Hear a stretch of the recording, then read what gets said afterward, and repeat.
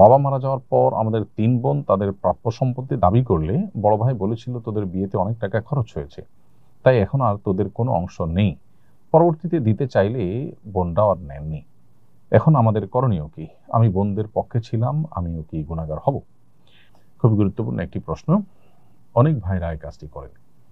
বোনদের বিয়ে শাদিতে যে টাকা পয়সা খরচ হয়ে থাকে, সেই টাকা পয়সা খরচ হওয়ার কারণে তারা বাবা মার পরিত্যক্ত সম্পদ থেকে বোনদেরকে বঞ্চিত করেন, এই বলে যে তোমাদের তো বিয়েতে অনেক টাকা খরচ করেছে, এখন আর এখানে তোমরা কেন ভাগ নিতে আসবে।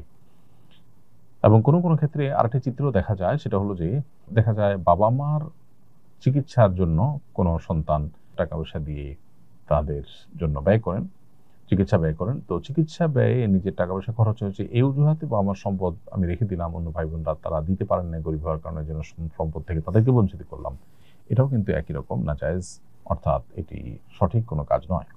কারণ বাবা যদি বেঁচে থাকা অবস্থায় আপনি ভাই হিসাবে আপনার বোনকে বিয়ে দেন নিজের টাকায় পয়সা খরচ করে, তাহলে সেক্ষেত্রে বাবার আর্থিক সঙ্গতি নেই, সেই হিসাবে এটা আপনার কর্তব্য এমনিতেই বোনকে বিয়ে দেওয়া। আবার বাবার মৃত্যুতে, বাবার অনুপস্থিতিতে যদি আপনি ভাই হিসাবে বোনকে বিয়ে দেন টাকা পয়সা খরচ করেন, সেটাও আপনার কর্তব্য পালন আপনি করেছেন, এবং এই কর্তব্য পালন করার কারণে আল্লাহর কাছে আপনি রিওয়ার্ড পাবেন, এটা আপনার লস নয়। কিন্তু বাবার সম্পদে, মায়ের সম্পদে যে বোনের হক রয়েছে সেটা তার প্রাপ্য, সেটাকে আপনি ওই বিয়ের খরচ দিয়ে কাটাকাটি করতে পারেন না। কারণ বিয়ে খরচ তো বহন করা তার উপরে আবশ্যক না, ওটা আপনি ভাই হিসাবে আপনাদের উপর আবশ্যক। সো ওই অজুহাতে তাদের সম্পদ থেকে বঞ্চিত করা অবশ্যই জুলুম। এবং পরবর্তীতে যদি আপনারা দিতে চান আর বোনরা না নেন, সেই না নেওয়াটা যদি মন থেকে হয়, যে তারা আসলে চান না, ভাইদের খুশি মনে তারা এটা দিয়ে দিয়েছেন, তাহলে সেটা জায়েজ আছে।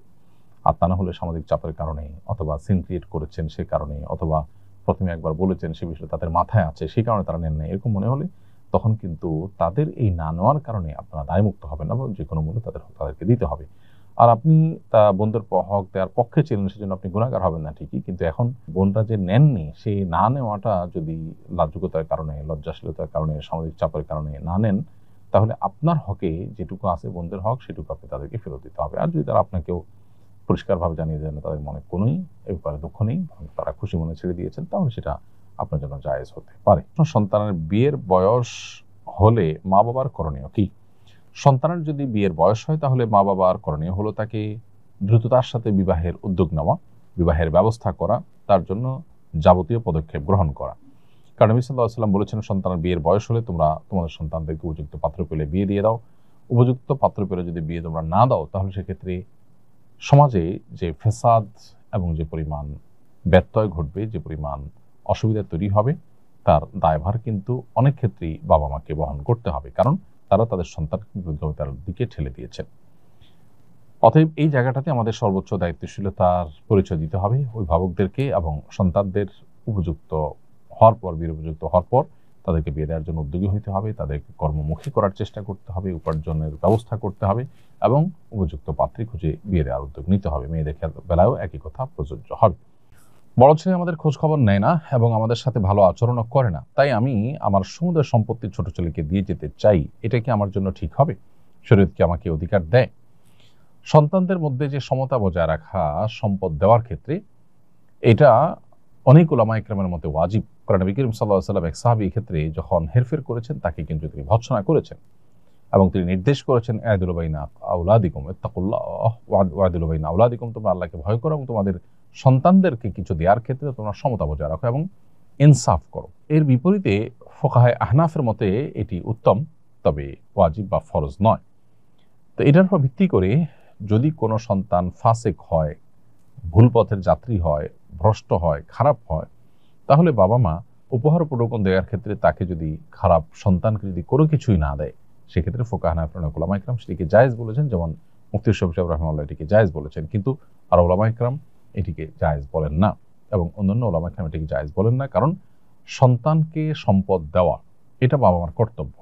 আল্লাহ তাআলা যে হিস্সা ঠিক করে দিয়েছেন, সেটা আল্লাহর দেওয়া নির্ধারণ, আল্লাহ ঠিক করে দিয়েছেন। অতএব এটা ফরজিয়াতুম মিন আল্লাহ, আল্লাহর নির্ধারণ, এটাকে লঙ্ঘন করার কোনো সুযোগ বাবার নেই।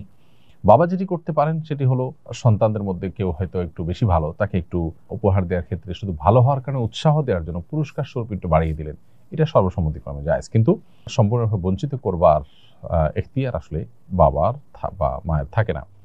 কারণ আল্লাহ এখানে নির্ধারণ করে দিয়েছেন, আল্লাহ তাআলা সম্পত্তি থেকে মাহরুম করবার অপশন রেখেছেন যদি কাফের হয়ে যায় সন্তান, মোরতাদ হয়ে যায় সেই ক্ষেত্রে। তা না হলে আল্লাহ তাআলা সেই অপশন কিন্তু রাখেননি। রইসুল ইসলাম আপনি লিখেছেন, আমাদের শৈশবের বন্ধুদের একটি হোয়াটসঅ্যাপ গ্রুপ আছে, সেখানে প্রায়ই অন্য কোনো বন্ধু বা পরিচিত ব্যক্তির দোষ ত্রুটি বা ব্যক্তিগত জীবন নিয়ে আলাপ আলোচনা হয়। প্রশ্ন হলো, এটা গীবতের অন্তর্ভুক্ত হবে কিনা? উত্তর হলো, এটাও গীবতের অন্তর্ভুক্ত হবে। রসিকতা করে, দুষ্টমি করে, বন্ধুরা আড্ডার ছলেও যদি কারোর সমালোচনা করেন যেটা তিনি শুনলে কষ্ট পেতেন বা যেটা তার দোষ, তাহলে সেটা গুনাহের কারণ হবে। কারণ দোষ তার সামনে বলে তাকে সংশোধন করা যেতে পারে, দোষ বলার যে মূলনীতি আছে যাতে তিনি কষ্ট না পান, আঘাতপ্রাপ্ত না হন সেভাবে, অথবা তার পেছনে যদি সমালোচনা করতে হয় সেটি উদ্দেশ্য করা যাবে যেন তার পেছনে সমালোচনা করার মাধ্যমে তার সম্পর্কে সচেতন করা হয়, সতর্ক করা হয় যে অমুক লোকটা এরকম, তুমি সতর্ক থেকো। কারোর যদি সেরকম তার সাথে লেনদেন, উঠা বসা বা সম্পর্ক থাকে, তাহলে তাকে সতর্ক করবার উদ্দেশ্যে এটি করা যেতে পারে। অন্যথায় এটা সুস্পষ্ট গীবতের অন্তর্ভুক্ত হবে। কারণ নবী সাল্লাল্লাহু আলাইহি ওয়াসাল্লাম বলেছেন, যিকরু কামা আখা কামা ইয়াকরাহু, তোমার ভাইয়ের এমন কোন বিষয়ের আলোচনা যদি তুমি করো তার অগোচরে, যেটাতে তিনি কষ্ট পাবেন, সেটাই কিন্তু গীবতের অন্তর্ভুক্ত। আমার ছেলেকে একটা প্রাইভেট স্কুলে ভর্তি করেছি। স্কুলের এক শিক্ষক ছাত্রদের মাধ্যমে তার সকল পার্সোনাল কাজ করান, জামা কাপড় ধোয়া থেকে নিয়ে খাবার দাবার ব্যবস্থাপনা, বাজারঘাট ইত্যাদি। শিক্ষা প্রতিষ্ঠানে তো আমার ছেলেকে কাজ করতে পাঠাইনি। শিক্ষার্থীদের মাধ্যমে শিক্ষকের পার্সোনাল এবং প্রাতিষ্ঠানিক কাজ করানো কি সঠিক কাজ? ছাত্রদেরকে শেখাবার উদ্দেশ্যে শিক্ষা সংক্রান্ত কাজ যদি করানো হয়, যেটা তার শিক্ষা রিলেটেড, সেটার কোনো শিক্ষার হয়তো প্রয়োগ, কোনো শিক্ষার হয়তো আপনার প্র্যাকটিক্যালের অংশ যদি হয়, তাহলে সেটা তো জায়েজ আছে, বলার অপেক্ষা রাখে না। আর ছাত্রদেরকে শিক্ষার সঙ্গে কোনো সম্পর্ক নেই এরকম কাজ, অর্থাৎ একান্ত ব্যক্তিগত কাজ যেমনটি আপনি বলেছেন, সেরকম কাজ যদি করানো হয় তাহলে সেটা হবে নাজায়েজ। বিশেষ করে ছেলেরা যদি স্বপ্রণোদিত হয়ে না করে এবং তাদেরকে শিক্ষকের অধীনে আছে সেই সুবাদে যদি শিক্ষক তাদের দিয়ে এই সমস্ত করান, তাহলে সেটা হবে তাদের প্রতি অবিচার এবং জুলুম। ছাত্ররা যদি স্বেচ্ছায় কাজ করেন এবং ব্যক্তিগতভাবে শিক্ষককে শ্রদ্ধা জানিয়ে তার কাজ করতে উদ্বুদ্ধ হন এবং শিক্ষকও তাদেরকে আদব, লেহাজ, বড়দের কাজ করার শিক্ষা তার অংশ হিসাবে সেটি করান, তাহলে সেটা জায়েজ হতে পারে। ফাহিমা তারা আপনি লিখেছেন, গ্রামের বাড়িতে গোবর ও মাটি দিয়ে বাড়ি লেপা হয়, আমরা ওই বাড়িতে নামাজ আদায় করি, এটি কি নামাজ আদায় হবে কিনা? নামাজ পড়ার জন্য যে জায়গায় নামাজ পড়বেন আপনি, সেই জায়গাটা পবিত্র হওয়া জরুরি। আর নামাজের জায়গা দ্বারা উদ্দেশ্য হলো সেজদার জায়গা এবং হাত পা রাখার জায়গা। পুরো ঘর বা বাড়ি পবিত্র হওয়া জরুরি নয়। এরপরে যদি গোবরে লেপা জায়গায় পবিত্র জায়নামাজ, পাটি ইত্যাদি দিয়ে আপনি নামাজ পড়েন, তাহলে তার উপরে নামাজ আপনার হয়ে যাবে। আর যদি সরাসরি গোবর উপরে নামাজ পড়েন, তাহলে সেটা অবশ্য আপনার জন্য নাজায়েজ হবে এবং সেটা আপনার নামাজকে নষ্ট করবে।